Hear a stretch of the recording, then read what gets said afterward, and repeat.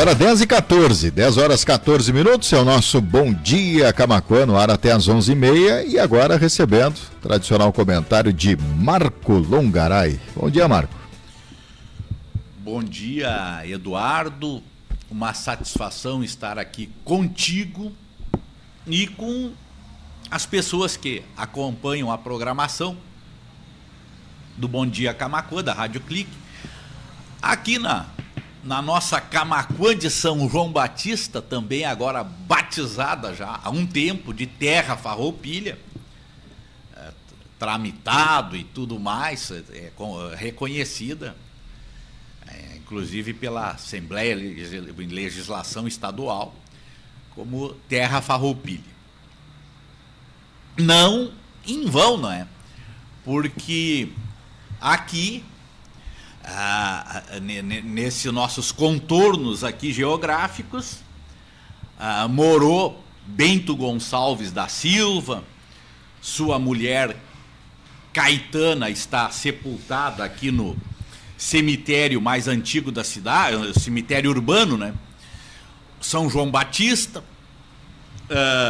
Seu filho, Bento Gonçalves da Silva, filho, está sepultado aqui no cemitério do Cordeiro, que hoje pertence ao município emancipado de Camaquã, município vizinho de Cristal, além de todo o histórico familiar aqui, que causou, que gerou adaptação, gerou um livro, né, das 7 mulheres.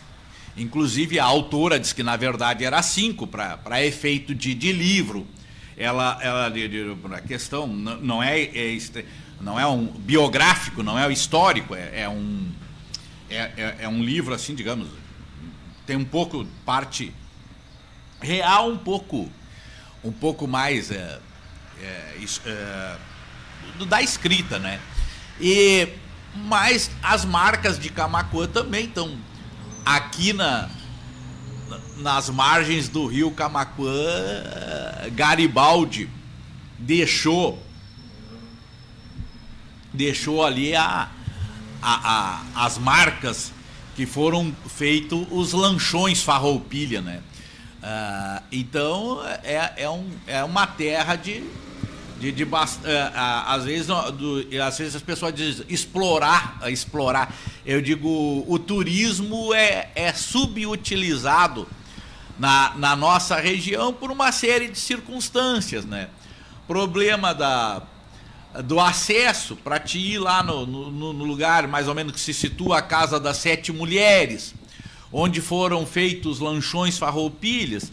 Tudo município que aqui na nossa metade sul, na região centro-sul, com dificuldades, embora tão perto da capital, não é? A 130, 125 quilômetros de Porto Alegre. Nós somos uma região, tenho dito, e não há orgulho em dizer nisso, apenas no sentido real. Nós somos a região centro-sul aqui é uma região socioeconomicamente deprimida, não é? Em que pese Camaquã ser a cidade polo no comércio, na questão de ensino. Bom, somos uma cidade de 62 mil habitantes e aqui no entorno não tem, em torno de cerca de 10 outros municípios, aqui não tem nenhuma com população sequer semelhante, né? E acaba por ser o polo regional. Nós estamos bem localizados aqui, às margens da BR-116, né? Mas a vocação de Camaquã, tirando, se a gente exclui, por exemplo, a área agrícola, orizícola e fumageira tradicional, nós temos, são dois setores muito arraigados, né? A planta de arroz e de soja vem, arroz e fumo, tabaco, vem se perpetuando ao longo dos anos, né? Agora nós temos a volta da cultura da soja, já tem um bom tempo que retornou, porque essa soja de várzea, não é, Eduardo, Eduardo e as pessoas que estão acompanhando essa minha manifestação. Porque nós tivemos lá nos anos 70, por ali, uma soja que foi plantada na região da nossa serra, aqui, Camaquã. Para quem não conhece, nós somos praticamente bem divididos. Uma região e que é cortada, mais ou menos, essa divisa está sob a BR-116, abaixo da BR-116 não tem nenhuma zona de serra na parte de Camaquã. Acima da BR-116, alguma parte de várzea ainda, mas aqui nas franjas, não é? Logo depois já começa a subir, não é?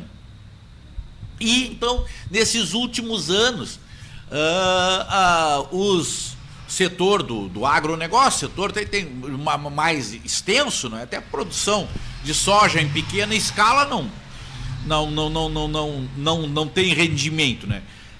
Retornou a soja e com essas variedades adaptadas à várzea, não é? Muitas vezes planta um ano, dois arroz, planta no outro soja, assim.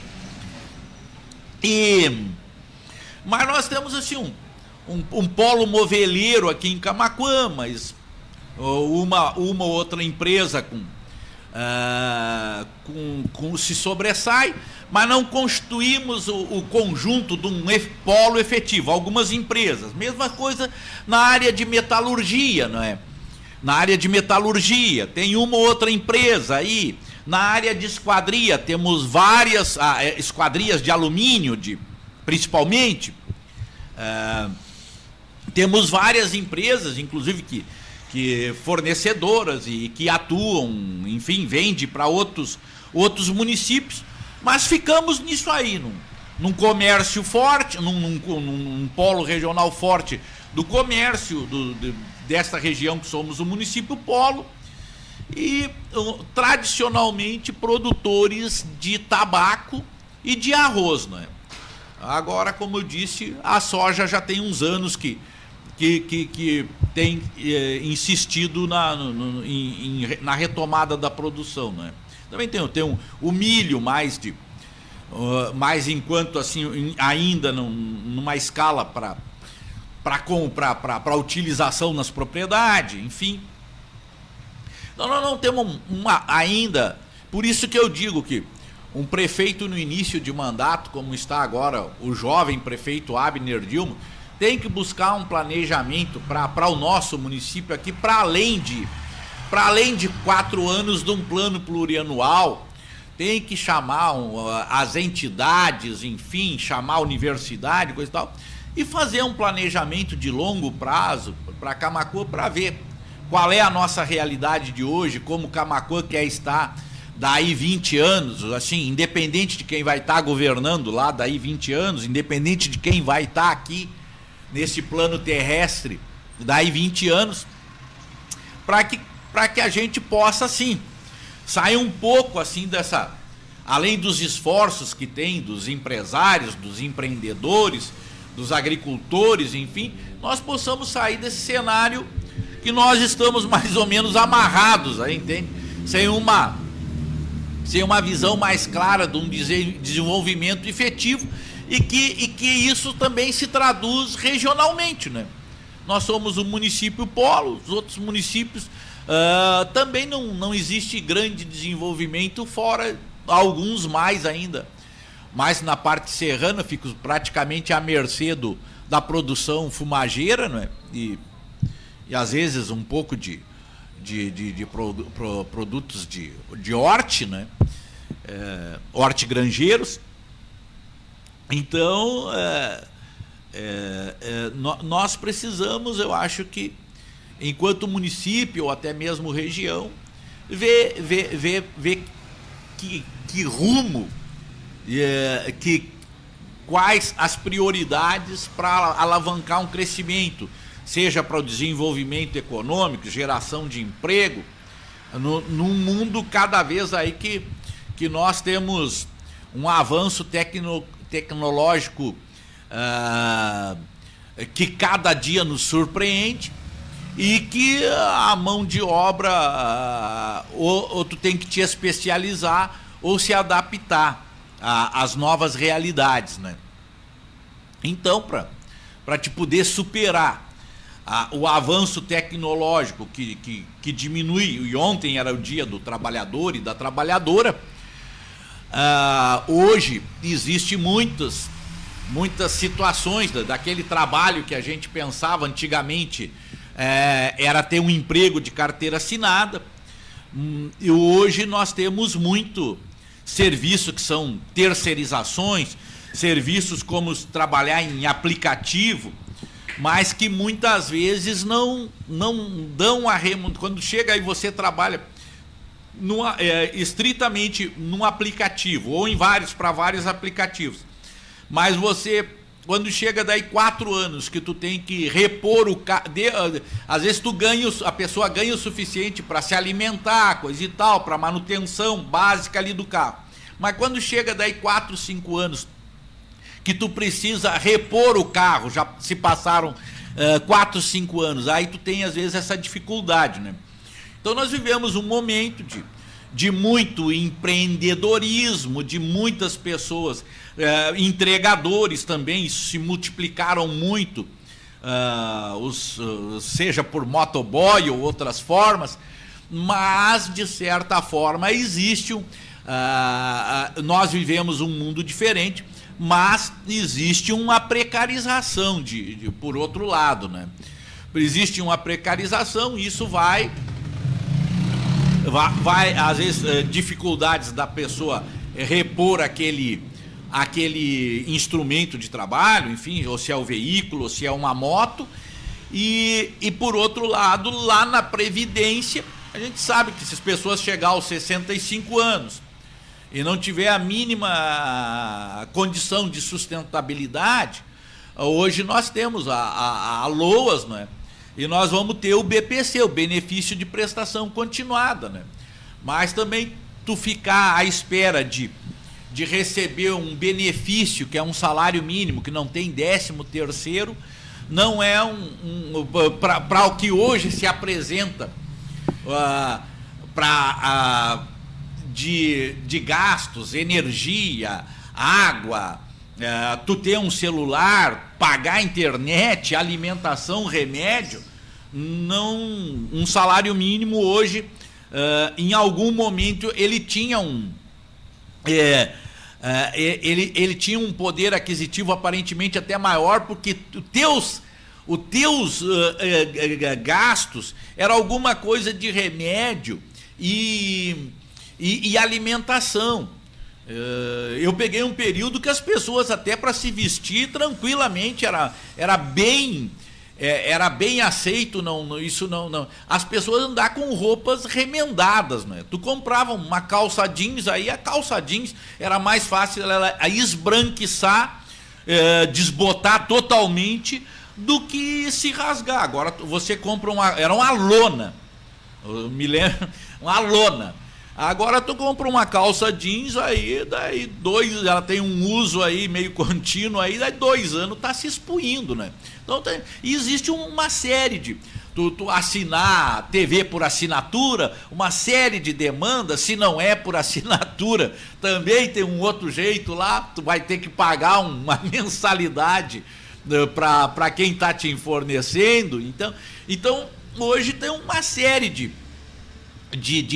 de opções que faz com que o custo de vida esteja mais com mais elementos de gasto para as pessoas, né?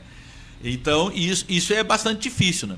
Então eu sonho que a gente possa ter um planejamento aqui em Camaquã Se a gente não, ou para investir mais num pouco já do que tem de vocação, na questão da agricultura, essa parte fumageira tem um certo amparo. O agricultor do arroz e da soja, ele sabe o caminho, mas nós temos esse outro meio que é imenso aí, ó.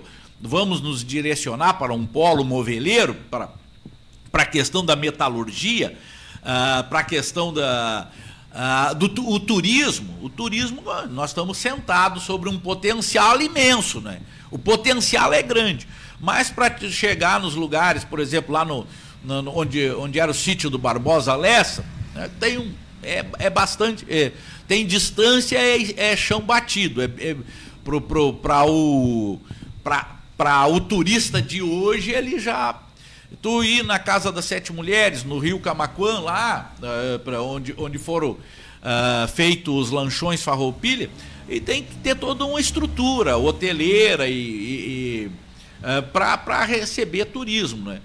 Então, é um desafio bastante grande para Camaquã e região. Eu acho que tem que ser integrado, né? Para a gente vencer essa curva aí, né? Senão, nós vamos ficar... As coisas tecnologicamente vão avançando do ponto de vista da evolução, da evolução, que é uma coisa assim, acontece descobertas diárias, evoluções diárias que a gente nem toma conhecimento, né? A instantaneidade dos acontecimentos e das descobertas e dos avanços que ocorrem hoje nesse setor de inteligência, né? Isso é muito rápido. Mas, por outro lado, computadores, enfim, meios muito avançados vão subtraindo um pouco da necessidade de mão de obra.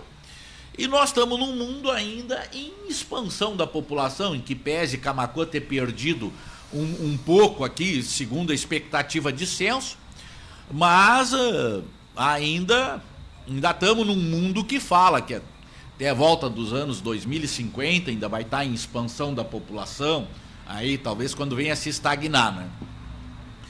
Então, por outro lado, eu tive a oportunidade de participar da primeira Semana Cultural Terra Farroupilha. O Catulo Fernandes é um dos grandes entusiastas. O Catulo é uma pessoa que é extremamente necessário em Camaquã e uma pessoa que tem um domínio muito grande da questão cultural, se dedica a esta área e às vezes as pessoas nem sempre têm a devida valorização. Eu vejo às vezes quando as pessoas colocam cultura, essa área aí como algo num subplano, que não seja algo importante, é extremamente importante. Então eu estive lá nos Verdes Campos no sábado passado lá, com uma atividade bastante interessante, com o lançamento da antologia 7 da Casa do Poeta Camaquense. Hoje é a presidente, a minha amiga Ana Irene Moraes Silveira, com esse evento. Ela foi lá nos Verdes Campos, para quem não conhece, na antiga morada Oswald, logo após ali a nossa escola agrícola, e com a cidade da poesia, né? Foi através de um edital da lei Paulo Gustavo Camaquã, e foi uma noite bastante agradável. Depois teve um espetáculo com acordes para a pessoa, com o Álvaro Santistevo, caracterizado do Fernando Pessoa, junto com um show musical, junto com a Luana Fernandes e o Paulo Voloski, né? Também num edital na lei Aldir Blanc. E depois, mais tarde, né, depois desse show, nós tivemos um show com a Ju Moraes cantando música da MPB, enfim. muito bonito. Eu fiquei lá prática até às 11 da noite, né? E depois tive a satisfação, junto com outros agraciados, de receber o troféu Barbosa Lessa lá, com esta apresentação, a entrega do troféu Barbosa Lessa, que também essa atividade era lá hoje, nos Verdes Campos, é onde está sitiada a sede da Associação Água Grande, né? Que faz referência a todo o trabalho monumental do reconhecido escritor, um dos fundadores basilares do tradicionalismo gaúcho, o Barbosa Lessa, que escolheu nos seus últimos anos de vida, a nossa Água Grande, que deriva da cachoeira que tem lá na propriedade, escolheu o Camaquã como ele, natural de Piratini, consagrado escritor, autor de músicas famosas, e que escolheu essa terra para viver nos seus últimos anos e que deixou um legado fantástico para nós. Eu que sou um apaixonado, um admirador, infelizmente, in memoriam, do canto do Senair Maicá, numa ida a Santa Catarina, ali e na volta, o Barbosa Lessa acaba vendo esse movimento ali, e ele é autor, ele mais dessa região aqui, nascido em Piratini, e ele é autor de um grande clássico da música, digamos, missioneira, que é Balseiros do Rio Uruguai, né? Cantado por vários artistas, mas eternizado pelo menos, se não eternizado para sempre, para os nossos dias, e espero que vá além, na voz do Senair Maicá, mas que foi gravado por muitos artistas gaúchos, enfim, com a ênfase na música gaúcha, né? É uma letra muito, muito bonita, né? Balseiros do Rio Uruguai. Então, assim, um pouco disso daí, nós vivemos um momento, ontem foi o dia do trabalho, né? Um momento do refluxo da classe trabalhadora, né? Um momento, assim, o que eu diria da gente estar analisando o cenário. É um momento, não é dos mais alvissareiros, dos melhores da classe trabalhadora. Eu que acompanhei desde a redemocratização do país, as grandes greves, as grandes conquistas, hoje nós estamos num momento de muito individualismo das pessoas, do empreendedorismo, mas do individualismo. Nos bastidores aqui nós falávamos, você e eu, Eduardo, sobre as associações comunitárias que tiveram um auge assim. A gente falava que ia ter uma reunião no bairro lá. Eu moro no bairro mais populoso da cidade, que é o bairro Viegas. Nós falávamos que ia ter uma reunião da associação, tu não precisava dizer a pauta que ia lotar o Centro Social Urbano, outro local que tivesse reunião da associação. Hoje, se tiver uma reunião e tu divulgar, e se não for para calçar uma rua que não está calçada, e com uma reunião que fale que vai calçar uma rua, que vai estar o secretário lá, o prefeito, e que efetivamente pode se conquistar o calçamento. Porque se disser para os moradores, vamos fazer uma reunião da associação comunitária para tratar do calçamento das ruas que não são calçadas, as pessoas até podem me contestar, mas tu pode comunicar por som, tu pode entregar convite nas casas de todas as ruas que não são pavimentadas, e tu vai ter uma reunião lá com 15, 20 pessoas, e que metade vai ser da diretoria da associação. As pessoas perderam Hoje tem muitas opções, né? É como eu digo falando. Como é que está o nosso tempo aí, Eduardo? Ainda temos um tempo. Eu falava dos comícios. Por que não vai ter mais comício? Eu digo, não vai ter mais comício porque antes as pessoas, para ir num comício, era um encontro de pessoas da comunidade, iam lá para o comício do partido tal, coligação tal. Aí o que elas perdiam? Elas perdiam o jornal ali, vamos dizer, o Jornal Nacional e a novela. Tá? Você meio... O que ela perdia era isso. Agora não, agora tu não vai perder o jornal e a novela. Tu tem filme que tu olha a hora que tu quiser, tu programa para ver. Tu tem jogos de futebol, que os jogos eram domingo praticamente, tudo no mesmo horário. Agora tem jogo de segunda a segunda, primeira e segunda divisão, jogos dos nossos campeonatos aqui, os mais importantes, e também lá de quem gosta muito de futebol, para olhar as ligas da Europa, não é? Os grandes times hoje, que poderio econômico, né?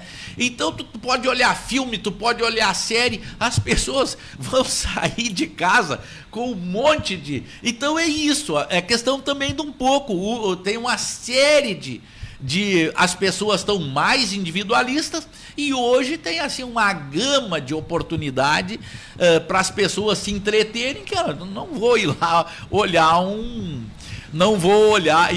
olhar um comício. E também elas nesse individualismo delas, elas não estão muito assim preparadas e muito para serem partícipes das questões da comunidade. Bom, mas mudando aqui para uma outra questão que está no nosso entorno, é a duplicação da BR-116 bem aqui na frente da nossa cidade, depois desses 9 lotes que tem, lotes mesmo, da duplicação da BR, e o lote 10, que é a ponte sobre o rio Camaquã, e o viaduto da Pompeia, foi chamado de lote 10, são 9 trechos de duplicação, e o viaduto, a ponte do rio Camaquã, e depois de uma reivindicação, foi inserida o viaduto da Pompeia, chamado de lote 10. Então, e a Brasília Guaíba, a empresa inicial que começou as obras aqui no nosso município, por incrível que pareça, lá no início foi aqui, dos 9 lotes de trecho de duplicação, foi aqui que começou os trabalhos com execução maior. E logo depois veio uma série de problemas que ela veio a falir, mas que se sustentou durante muito tempo aqui, com o direito de fazer essa duplicação, e que não acontecia, não é? E agora a retomada, assim, nós estamos vendo a rua lateral, principalmente aqui na Getúlio, ali em frente o campo de futebol, era um lugar de depósito, um lixão, aquilo tudo ali, Eduardo, tinha um matagal, um valo, assim, e com um depósito de móveis e roupa e tudo que é tipo de coisa, muito feio ali. Agora foi feito todo um processo ali, um procedimento ali para a rua lateral, foi desbarrancar aquela vegetação, arbustos ali foram derrubados, e está assim também tanto a rua lateral ali na Getúlio, nos procedimentos de andamento, quanto o viaduto da Pompeia também está num andar de obras aí bem acelerado, né? Então, a duplicação da BR-116, pelo que eu depreendo, não está faltando recursos, e também a ponte ali, a segunda ponte sobre o canal aqui do Arroio Duro, né? Também está bem acelerado o serviço. Eu acredito que não tenho falado com o pessoal do DENIT, aí eu até participo de um grupo da duplicação, né? Mas não tem havido reuniões que eu tenha participado, mas acredito que esse trecho aqui em Camaquã, que estava mais enredado aqui, praticamente na frente da nossa cidade, da duplicação. Afora os dois viadutos, o do acesso norte e o viaduto da Pompeia, que são obras mais demoradas, eu acredito que a duplicação aqui na frente da nossa cidade vai ocorrer com desvio. Eu acho que até o final do ano esses trechos aqui vão ser inaugurados aqui. Isso vai ser muito bom para nós que viemos dessa expectativa da duplicação, que isso se tinha há muitos anos, há décadas de espera, que mesmo que com essa demora estamos vendo que vai se materializar, né? Sobre essa celeuma toda que aconteceu sobre descontos indevidos de aposentados e pensionistas do INSS via sindicatos, pedidos de sindicatos, enfim, eu vou na mesma senda do que eu já disse na semana passada. Essa é uma porteira que se abriu ali, abriu a cancela, abriu a possibilidade lá no governo do Temer, passou todos os anos do governo, dos 4 anos do governo Bolsonaro, se acentuaram mais os descontos para o final do governo Bolsonaro e entrou nos 2 primeiros anos do governo Lula também com desconto altos. E indevidos, por quê? Eu digo governo para situar no tempo. Isso não é uma questão de governo, é um problema de uma irregularidade que ainda bem que a Polícia Federal descobriu, que era de conhecimento de setores do governo, enfim, que a Polícia Federal descobriu. Eu espero que os maiores prejudicados, aposentados e pensionistas, sejam ressarcidos e que os culpados durante esse tempo venham a responder e cumprir ou pagar pelo que fizeram, né? Isto não é uma questão de governo esse ou daquele. Ela começa com uma possibilidade lá no governo Temer, que depois se concretiza com os descontos durante o Bolsonaro, e ela vai numa evolução, né? Cada vez uma adesão, um aumento, uma adesão maior. É uma adesão ao contrário, as pessoas muitos deles não aderiram, né? Acabaram tendo desconto, né? Isso foi progressivo. E que eu espero de todo, não é uma questão de governo, tá? Isso passou passou por 2 governos e veio até o meio do governo Lula, quando a Polícia Federal desencadeia a operação que há muito tempo já estava em andamento, não é? Agora já está numa fase e que já cessaram os descontos e que, como eu disse, eu espero que os culpados sejam punidos e que os prejudicados possam ser ressarcidos.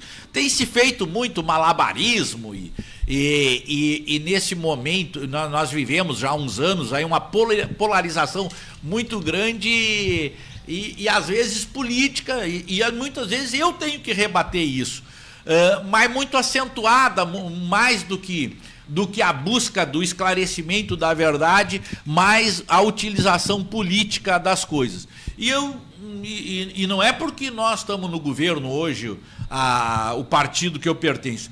Eu estou dizendo que a questão fundamental de uma coisa que vem lá do governo Temer, passou pelos 4 anos do Bolsonaro. E agora ela entra numa fase de denúncia da Polícia Federal e outros órgãos de fiscalização. É isso que eu já digo pela 3ª vez. Que sejam ressarcidos os que tiveram prejuízo e punido quem tenha cometido dolo e, enfim, que tenha sido omisso. É isso que se espera, né? Agradeço imensamente ter estado contigo aqui, Eduardo, com as pessoas que acompanham a programação do Bom Dia do Bom Dia Camaquã e da Rádio Clique, e desejar um abençoado final de semana para todos e todas, e que esse final de semana abençoado seja com saúde, porque Às vezes, nem sem saúde, eu já perdi amigos aqui em Camaquã, que eu tenho mais referência, que tinham muitas posses, mas o dinheiro não resolveu a questão da saúde. Por isso, o meu desejo de saúde fundamental. Marco Longaray, obrigado pela participação e até sexta-feira que vem. 10h49, depois do intervalo, a gente vai trazer a